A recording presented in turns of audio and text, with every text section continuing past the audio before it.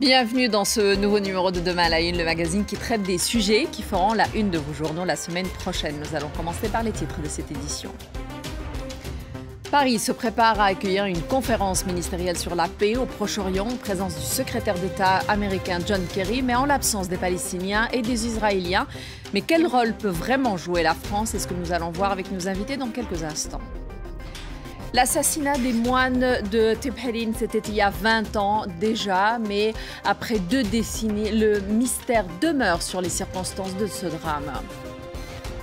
Et enfin, nous ferons le tour de l'agenda sportif de la semaine prochaine avec Cédric Ferreira, à commencer par du football féminin, en passant par la préparation des Bleus pour l'Euro 2016 et en finissant avec du tennis et le tournoi de Roland-Garros. Bienvenue à tous pour cette première partie de Demain à la Une. J'ai donc le plaisir d'avoir à mes côtés tout d'abord James André, notre chroniqueur spécialisé en politique internationale. Bonjour James. Bonjour. Merci d'être avec nous. Et nous avons aussi en direct de Jérusalem notre correspondant Pierrick Laurent. Bonjour. Bonjour Aziza. Nous allons donc commencer avec vous, avec cette thématique de la conférence dite de Paris, la conférence de Paris pour la paix au Proche-Orient. Ça sera donc finalement le 3 juin au lieu du 30 mai, en présence du secrétaire d'État américain John Kerry. Cette conférence va réunir une vingtaine de ministres des Affaires étrangères, ainsi que l'Union européenne et l'ONU. Paris dit vouloir, à travers cette rencontre, relancer le processus de paix au Proche-Orient, qui est donc au point mort depuis plusieurs mois. James, le mot d'ordre de cette conférence, c'est donc la solution à 2 États. Qu'est-ce que vous pouvez nous dire tout d'abord sur cette réunion qui a donc lieu en l'absence des 2 principaux protagonistes? Alors tout à fait, cette réunion se fait sans les 2 principaux protagonistes, mais c'est ce qui était prévu dès le départ. Ce qu'il y a eu, c'est que le calendrier a effectivement glissé. Au départ, quand l'idée de cette conférence avait été émise, on imaginait qu'en fait, la première réunion, donc celle qui va se passer là, le 3 juin, se passerait plutôt au mois d'avril et qu'il pourrait y avoir une conférence internationale, mais au niveau chef d'État, un petit peu plus tard, mais avant l'été. Bon, là, finalement, le calendrier est effectivement dérivé. Donc, cette réunion, on va dire, préparatoire au niveau ministériel va se tenir le 3 juin. L'idée étant d'organiser une grande conférence internationale qui, elle, se tiendrait à l'automne. Mais bon, pour l'instant, il faut déjà définir le cadre dans lequel ces négociations vont se tenir. Et le but, là, ça va être de réaffirmer un certain nombre de principes en présence de tous ces États et d'essayer de mettre en place les bases d'une négociation pour arriver à un communiqué qui pourrait amener à cette conférence. Pierrick, les Israéliens s'opposent à l'idée de cette conférence, et ce depuis le début.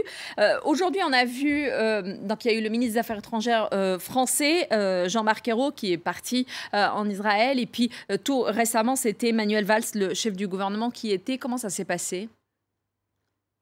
Écoutez, ça a été une visite longue, 3 jours, très équilibrée également, 1 jour et demi côté israélien, 1 jour et demi côté palestinien. On a bien vu que la diplomatie française avait à cœur vraiment de mettre toutes ses forces pour convaincre des 2 côtés, côté israélien et côté palestinien.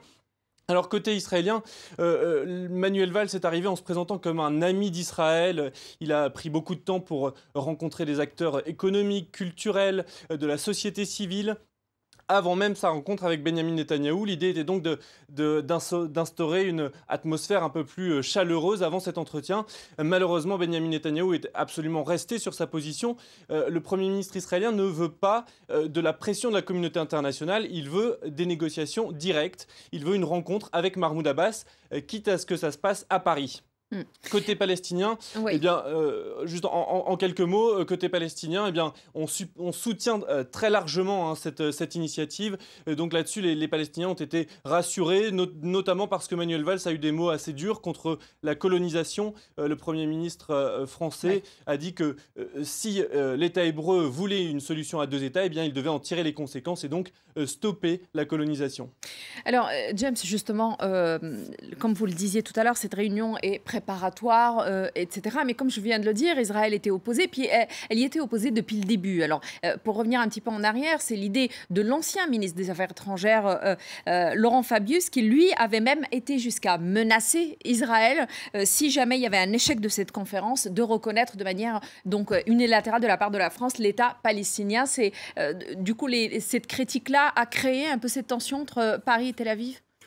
Disons que de toute façon, comme Pierre-Éric Laurent l'a dit, la position de Netanyahou est on refuse le diktat de la communauté internationale. Donc ça, c'est par rapport au point de vue effectivement israélien. Mais par rapport à Laurent Fabius avait d'abord formulé cette idée que la France reconnaîtrait unilatéralement et automatiquement l'État palestinien s'il n'y avait pas de reprise des négociations. Et il avait formulé ça à la fin 2014, et c'était lors d'un débat parlementaire, juste avant que les parlementaires français votent une résolution donc parlementaire, au niveau parlementaire, qui est donc symbolique mais pas contraignante vis-à-vis de l'exécutif français, et ils ont voté cette résolution disant qu'ils étaient en faveur de l'adoption par la France, de la reconnaissance par la France d'un État palestinien. Donc c'est à ce moment-là que Laurent Fabius a parlé de cela la première fois. Il a même dit d'ailleurs ce n'est pas un passe-droit, c'est un droit. Bref, il était très fort et très catégorique. Alors ça, il l'a réitéré d'ailleurs au mois de janvier en disant qu'en cas d'échec de ces négociations que la France veut relancer, eh bien, la France allait effectivement reconnaître un État palestinien et en tirerait donc les conséquences. Donc, Laurent Fabius est resté sur cette position. Simplement, 15 jours après, il a été remplacé par Jean-Marc Ayrault, et déjà l'exécutif, aussi bien Manuel Valls que François Hollande, a voulu prendre ses distances par rapport à cette proposition de reconnaître automatiquement l'État palestinien en cas d'échec. Et effectivement, au niveau du Quai d'Orsay, il y a un certain nombre de diplomates qui disent ce serait un peu s'avouer vaincu avant même d'avoir commencé à négocier. Mais évidemment, pour Israël, eh bien, c'est finalement assez inacceptable que la France veuille faire ça. Alors justement, aujourd'hui, on a vu que le calendrier a un peu glissé, comme vous disiez tout à l'heure, puisqu'on avait parlé jusqu'à récemment du 30 mai. On a changé pour le 3 juin et ça, c'était pour coller au calendrier de John Kerry, le secrétaire d'État américain. Aujourd'hui, la France essaye de jouer un rôle dans ce processus de paix. C'est un rôle que jouaient plutôt les États-Unis jusqu'à récemment. On va dire que c'était à peu près un échec américain jusqu'à maintenant, mais en même temps, on veut faire mieux, mais on ne peut pas faire sans Washington. Alors clairement, on ne peut pas faire sans. Et d'ailleurs, c'est intéressant de noter que si vous regardez un peu les déclarations du gouvernement israélien sur cette conférence, eh bien, tout simplement, tant que les Américains ne faisaient pas partie de la conférence et qu'on ne savait pas à quel niveau ils allaient être présents, les Israéliens la traitaient plutôt avec dédain, en disant « oui, bon, conférence des Français », quoi. Jusqu'à ce qu'effectivement, on apprenne que John Kerry vient. Alors à partir de ce moment-là, évidemment, ça pèse un peu plus. Ça pèse un petit peu plus et ça donne clairement, on va dire, un vernis de soutien américain à l'initiative. Et à partir de là, eh bien, les Israéliens ont commencé à critiquer beaucoup plus vertement cette initiative. Donc, on voit bien évidemment que les Américains pèsent très très lourd dans ce dossier, et c'est vrai qu'on arrive au niveau du calendrier américain à un moment bien particulier, c'est-à-dire que ce que les Américains ont d'ores et déjà dit, c'est que cette conférence, eh bien, il ne faudrait pas qu'elle se tienne au mois de novembre, parce que c'est le moment de l'élection. Donc ils disent, voilà, c'est pas le moment pour nous. Par contre, juste après, eh bien, il y a cette fenêtre de tir, ce moment où Barack Obama sera toujours président, qu'il aura un mais avant l'investiture avant l'investiture. Et alors, pour la petite histoire, il y a eu un précédent historique à cela. C'est lorsque c'était Ronald Reagan qui avait reconnu l'OLP pendant cette période, juste avant que George Bush père prenne le pouvoir. Donc il était en fin de mandat, il savait qu'il sortait, il a reconnu l'OLP, et d'ailleurs George Bush senior, donc père, était très content de cette reconnaissance. Mais c'est vous donner un exemple. Donc il peut se passer des choses à ce moment-là. Il peut complètement se passer quelque chose. Alors Pierrick, un des points qui est très important sur lequel tout le monde bute dans toutes ces négociations et pour la reprise, c'est la colonisation israélienne, donc en Cisjordanie. Aujourd'hui, c'est un point qui sera probablement discuté. Manuel Valls en a parlé pendant sa visite. Est-ce que Bruxelles, Paris, est-ce qu'il y a des moyens de pression sur Israël pour essayer d'avancer sur ce dossier-là? Est-ce que le fait, par exemple, de menacer d'arrêter ou de suspendre l'accord d'association entre l'Union européenne et Israël, par exemple, ou d'autres cartes d'ailleurs de pression, pourrait aider à faire avancer le dossier?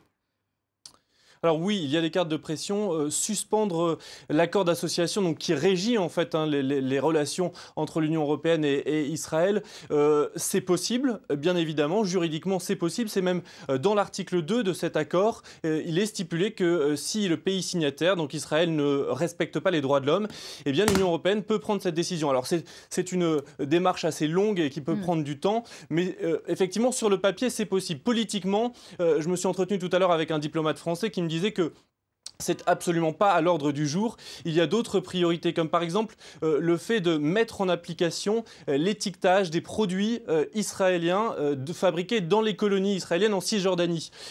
C'est une revendication de longue date de l'Union européenne. Ça a été adopté au niveau européen, mais maintenant il faut que ce soit mis en place dans chaque pays. Et ça, c'est un vrai moyen de pression dans les mois qui viennent, parce que cela ne plaît pas du tout à Israël. Le Premier ministre Benjamin Netanyahou avait vertement critiqué cette décision. C'est l'un des moyens de pression là, dans les semaines et les mois qui viennent. James, les détracteurs de cette rencontre estiment aujourd'hui que la France n'a peut-être pas le poids qu'il faut pour vraiment peser sur ce processus de paix. On va même jusqu'à voir en cette rencontre une manœuvre électorale éventuellement de François Hollande ou de son gouvernement, sachant que là on est en préparation à une élection présidentielle à venir.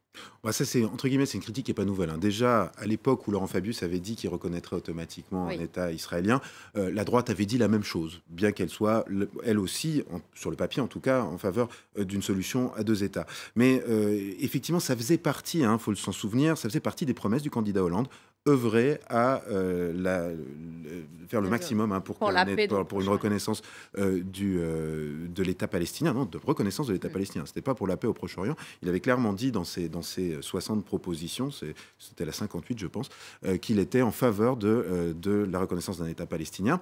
Et donc ça fait partie de ses promesses de campagne. Il y a effectivement sans doute quelque part un calcul électoral pour plaire à une partie de l'électorat, mais il y a aussi une opportunité pour la France, on va dire, d'être présent sur le plan diplomatique, d'occuper le terrain sur ce conflit qui est passé au deuxième plan à cause notamment de ce qui se passe en Syrie. Donc c'est l'occasion d'une nouvelle initiative pour la France d'être à la tête de cette initiative. Vous parliez de peser d'avoir du poids vis-à-vis d'Israël. Le fait est que la France seule, sans doute pas. Maintenant, si tous les pays qui vont venir participer soutiennent effectivement cette initiative, ça peut faire bouger les lignes. Il y a aussi une initiative, et d'ailleurs Benjamin Netanyahou y a fait référence dans un tweet il n'y a pas très très longtemps, c'est l'initiative des pays arabes datant de 2002, où ils avaient entre guillemets proposé une reconnaissance. Voilà. On y revient. Voilà. Et quelque part on y revient peut-être parce que la presse arabe, en deux mots, dit qu'il se pourrait qu'on reprenne ces propositions-là, et notamment